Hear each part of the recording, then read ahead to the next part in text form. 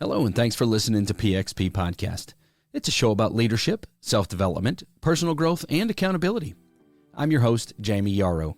Now, you can catch our podcast on almost any platform or directly from our website at pxppodcast.com. To hear it hot off the press, check out our host on the Podbean app. If you have questions or want to hear a particular topic discussed, or even want to be a guest on the show, connect with me on social and send me a message. Now, are you ready to kick off today's episode? All right, here we go.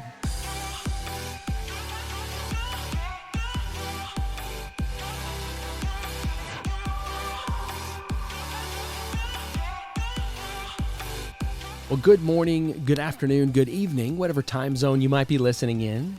Welcome to PXP. I'm your host, Jayme Yarroch. And today we're going to dive into a topic that literally affects all of us, whether it's in business, or whether it's in relationships or in life. And that topic is conflict. And conflict is such a big topic, right? So we're going to break it down. Specifically, we're going to talk about the dangers of letting unresolved tension just simmer. We're going to talk about how avoiding conflict leads to bigger blowups down the road. We're going to break down my concept called the communication continuum. And then we're going to end with 5 steps to effectively address conflict before it escalates into something that's much, much harder to control. So if that sounds like something that you might need in your life, if that sounds like something that you could use, then stick around, because I think this podcast is going to be just right for you. And I want to start today by talking about the dangers of avoiding conflict. And look, we've all been there, right? Whether it's in the workplace or whether it's at home. Sometimes we sense that something isn't quite right. But often, instead of addressing it head on, we try to avoid the issue, right? We feel like we might be just keeping the peace. And sometimes you might even verbalize that. You might even say to yourself, I'm just keeping the peace. But in reality, you're just kicking the can down the road.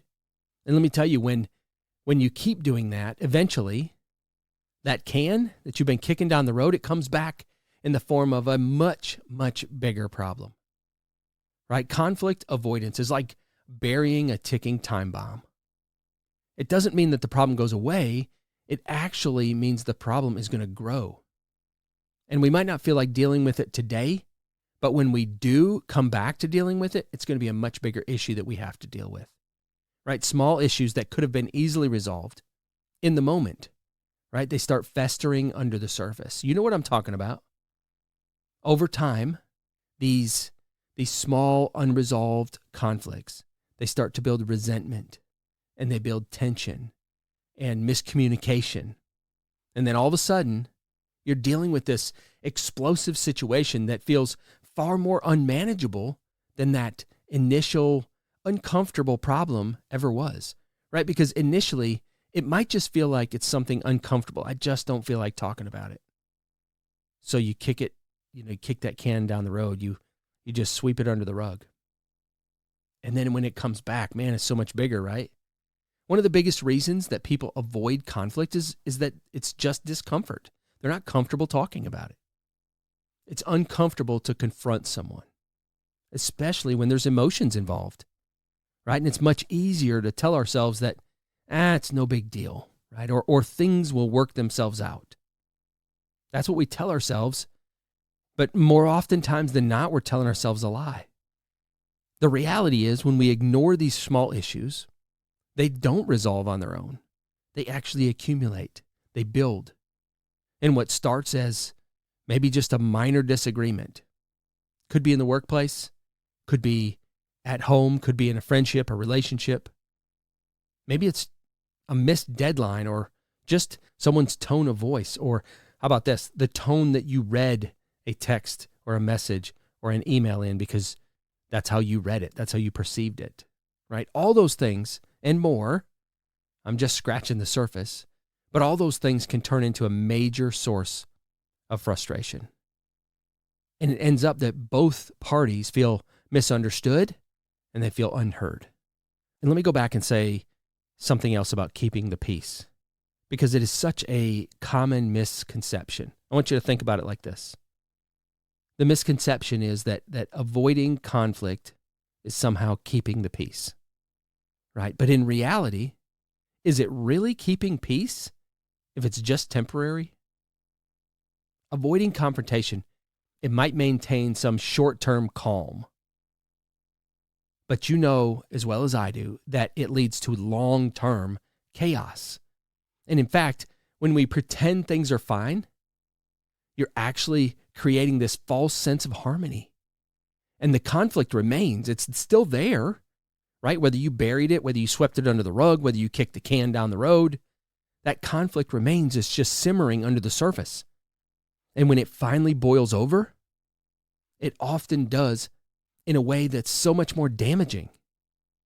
Like I said earlier, it's like letting a small fire just smolder till it becomes this raging inferno, right? The misconception that avoiding conflict is keeping the peace, because when that fire finally erupts, it's so much harder to control.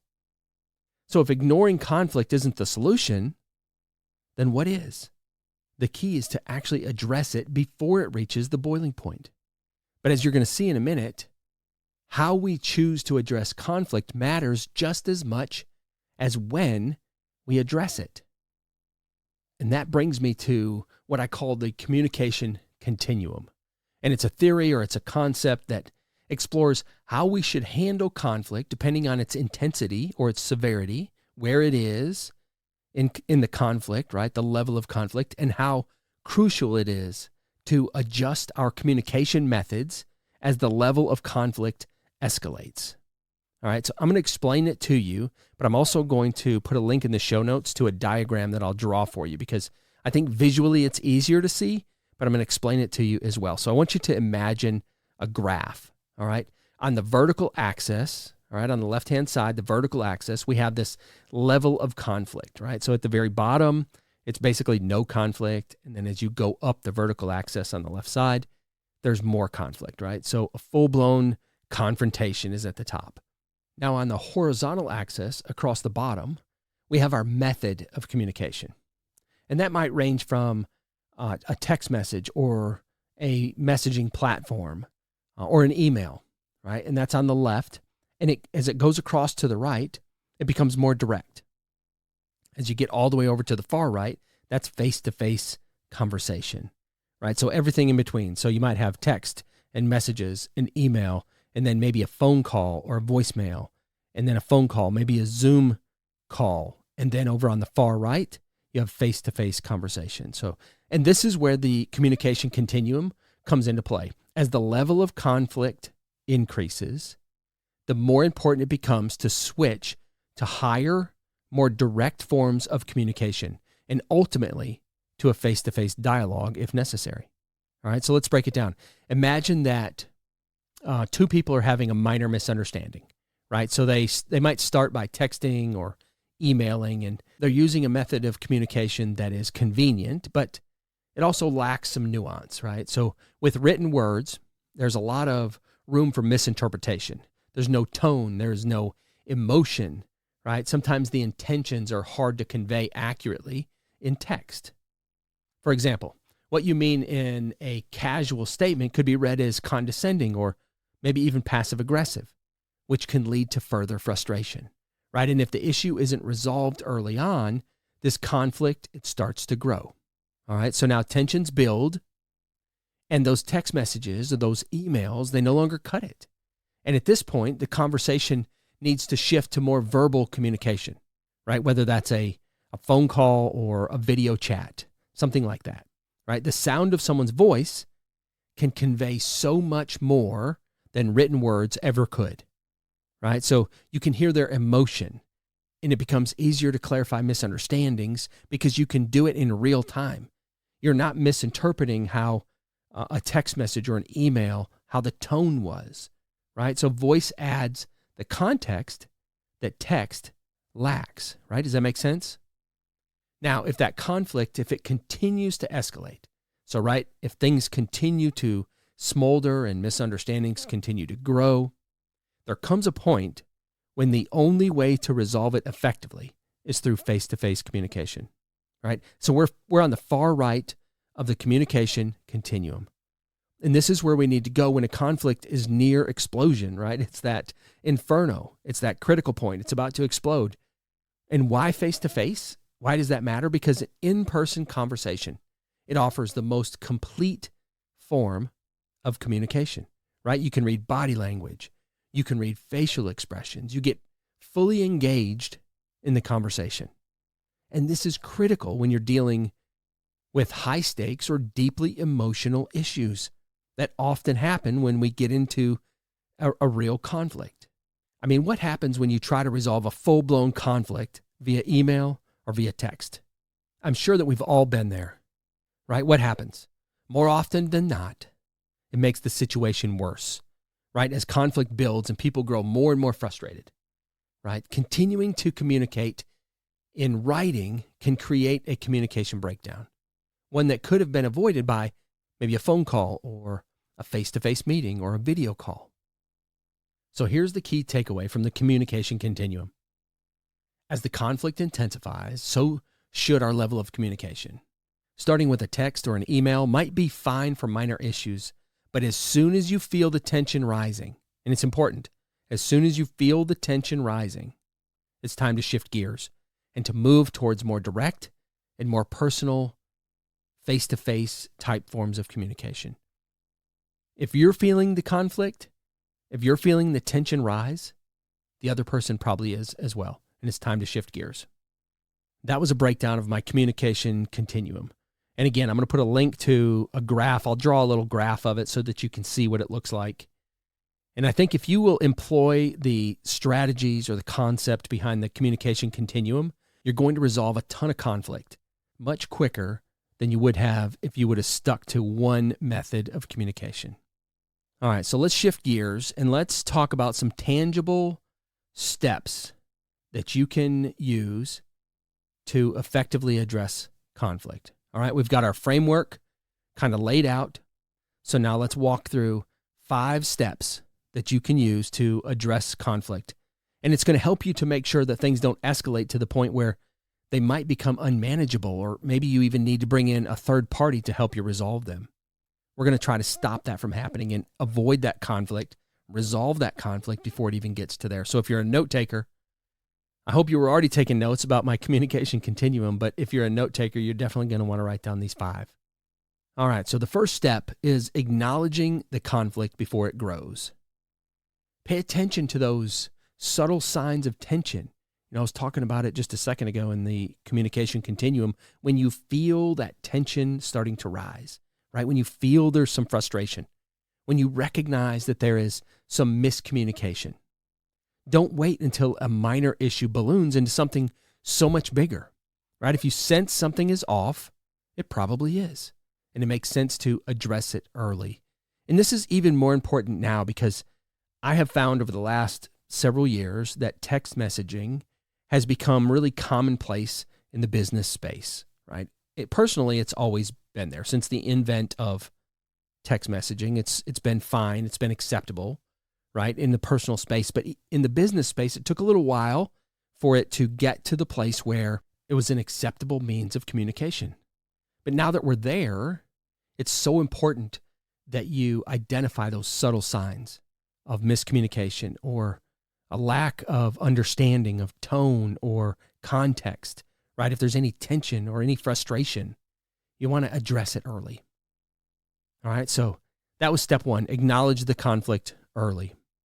Step 2 is choosing the right communication method. This goes back to our communication continuum. Depending on the intensity of the conflict, choose the appropriate communication method.